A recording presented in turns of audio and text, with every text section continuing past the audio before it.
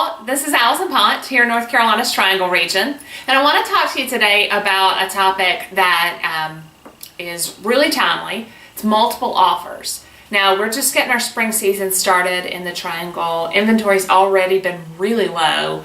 We've had a lot of folks who've moved to the area and not a lot of folks who've moved out. Especially in certain price points in certain hot areas of town, we are seeing a lot of multiple offers. You know, the properties that are in great shape, that are marketed well, that are ready to go, they're getting a lot of interest from buyers who are trying to take advantage of these really low rates that are out there. So if you are in a multiple offer situation as a buyer, or you think you may end up in a multiple offer situation, what do?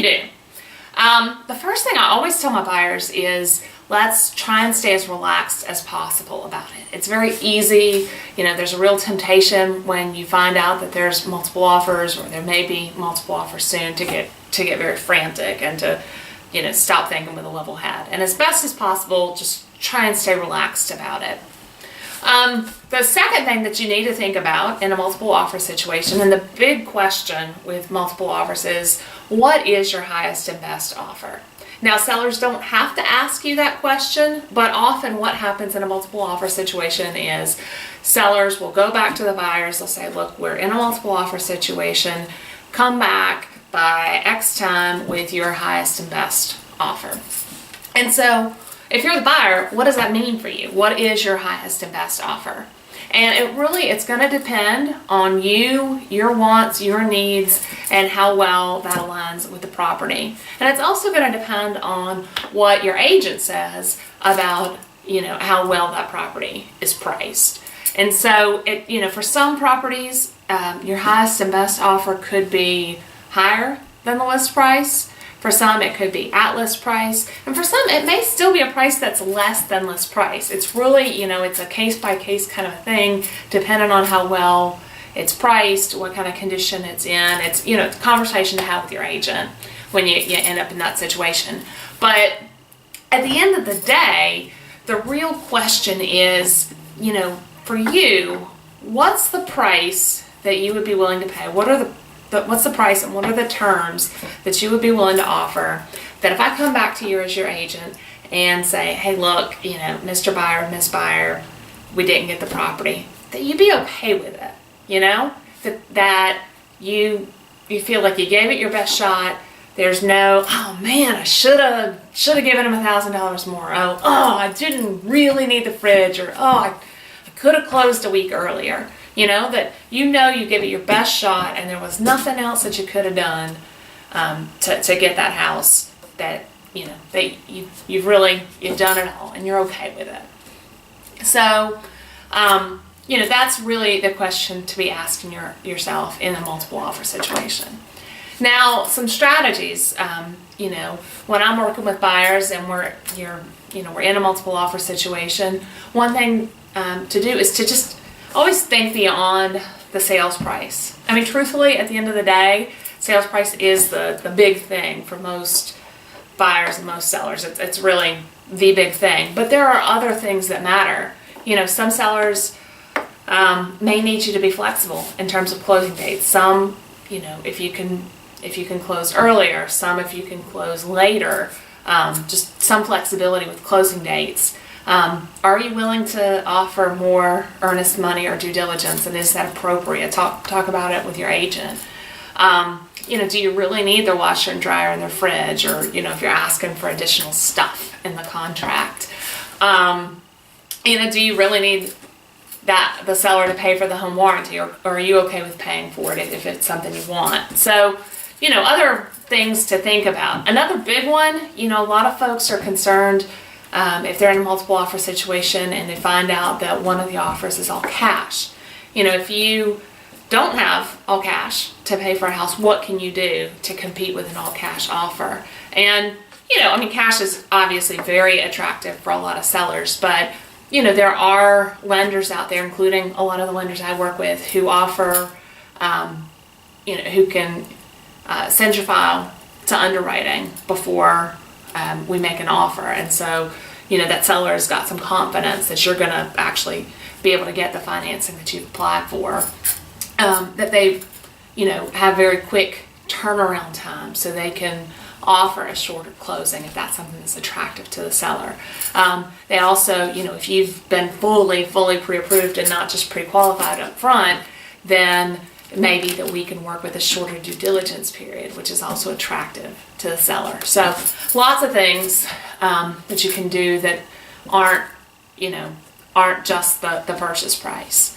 One question that often comes up, and a lot of agents, what their recommendation is just, sort of come in at list price, come in above, and just let the appraisal take care of it. And, that's something, again, it's case by case. Talk to your agent. Maybe a good strategy depending on the property.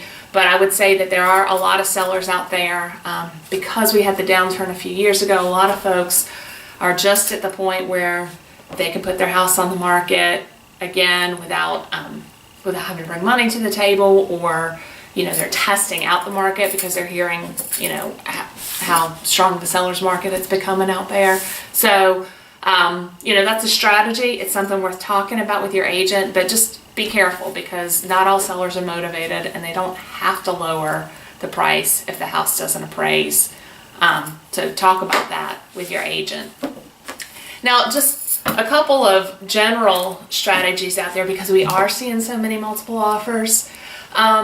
Think about that from the beginning when you're putting in an offer on a home. And I know your agent will talk to you about the general market. It's something I always talk about with my buyers. But, because in most price points, in most parts of town, we are in such a strong seller's market in the Triangle.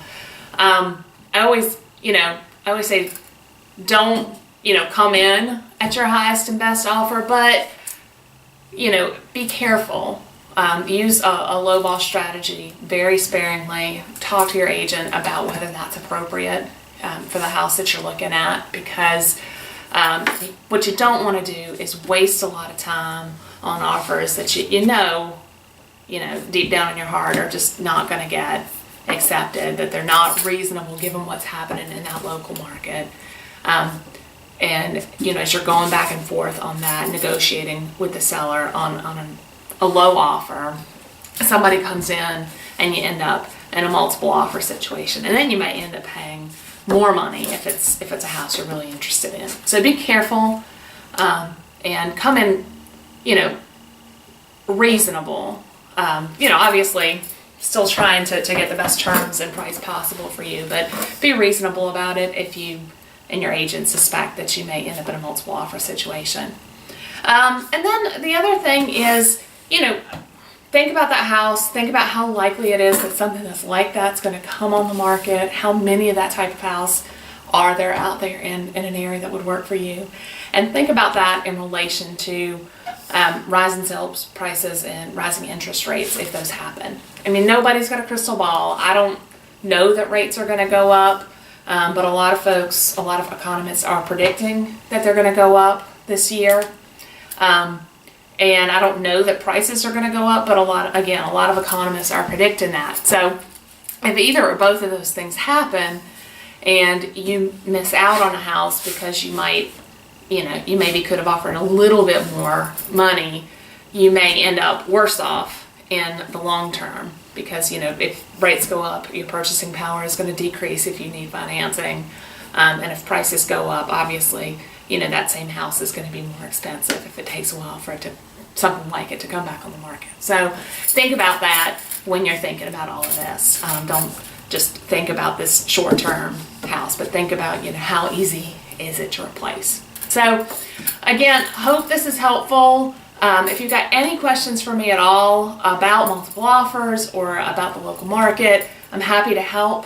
919-817-8173, or you can email me at Allison, ALLISON, at AllisonPant, PANT.com. Thanks so much, and I look forward to seeing you soon. Bye.